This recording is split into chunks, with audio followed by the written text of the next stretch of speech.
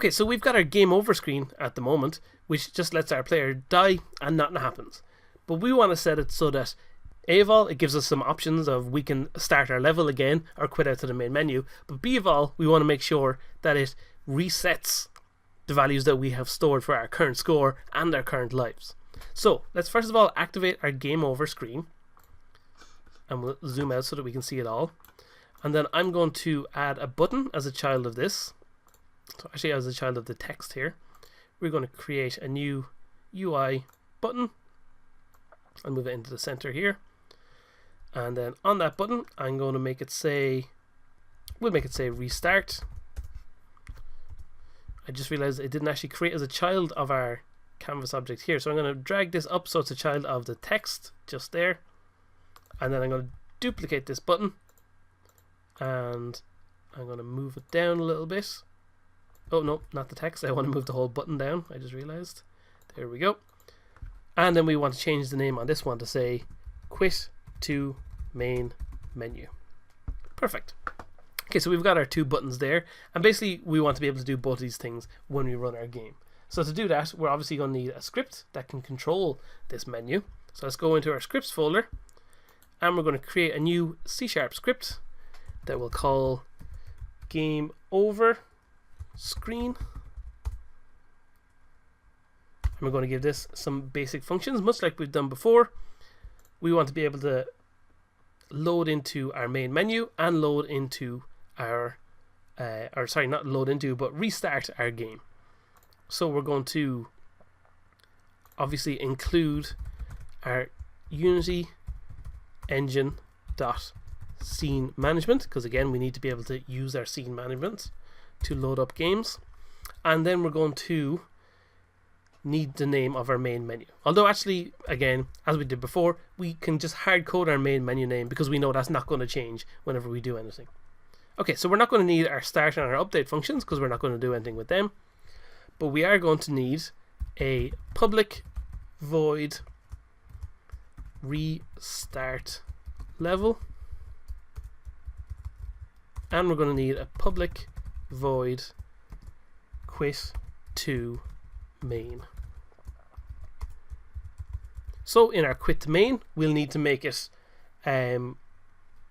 go into our scene manager and load the scene main menu, just like that. But in our restart level, what we want to do is set our initial starting values back to being what they should be. So we want to go into our player prefs again. So we want to say player prefs dot set int, and the first one we want to set is our current score, and we want to reset that back to being 0. And then we also want to reset our current lives, so current lives back to being 3. I just realized I put a capital C in there, which we don't want. So now when our players run out of lives, basically what they'll be able to do is restart the level that they're currently on. So say if you have 20 levels in your game and the player gets to level 10, what'll happen is they'll be able to restart the level that they're on, and they'll get their lives back, but they'll lose whatever score they built up. So that'll incentivize players to go back and restart the game so they can build up a big score, and also it'll allow them to be able to continue on and see a little bit further in the game if they want to. So it works well as a way of kind of rewarding the player for getting that far and not punishing them by saying, okay, you only got this far, now you have to go all the way back to the start of the game if you want to go any further. Of course, if you wanted to do that in your own game, that's a perfectly viable option. So you could just not include this restart level function at all and just have one button to go back to the main menu. But the other thing we obviously want this restart level button to do is actually restart the level that we currently have open. So much like we had in the simple tennis game in the first project, we had a button that we could just press R whenever we wanted to reload the scene. So we're going to do the exact same thing here. We're going to go into our scene manager and we want to load the scene, and the scene we want to load is in the scene manager. Oh, no, I couldn't spell that properly. In the scene manager, we want to get the active scene. And on the active scene, we want to take the name of that. So that's the current scene that's being loaded in the game. We want to get that active scene. And we want to load it back up. So we're just reloading the same level over again. So let's test this out back in the game.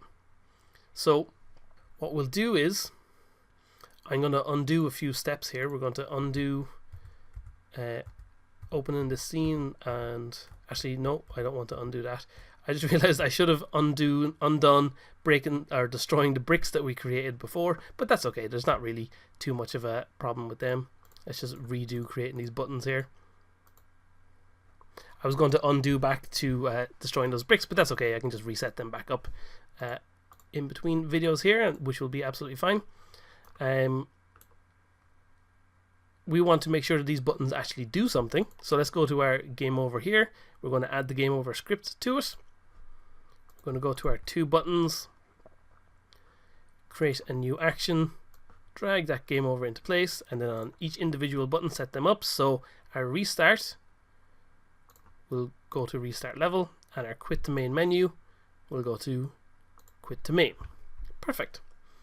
Let's deactivate this screen so it's not doing anything in our game when we start up.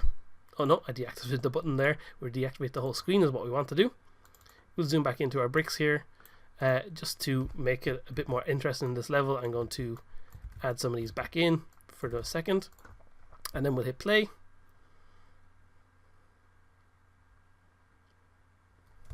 And now if I press play, we see we've got a bit of a score. Our lives remain are -1 because we had previously lost all our lives. So now we got the game over, and we can restart the game. It'll reload the level, and our score is set back to 0. Our lives are back to 3. So perfect. That's exactly what we want our game over screen to do.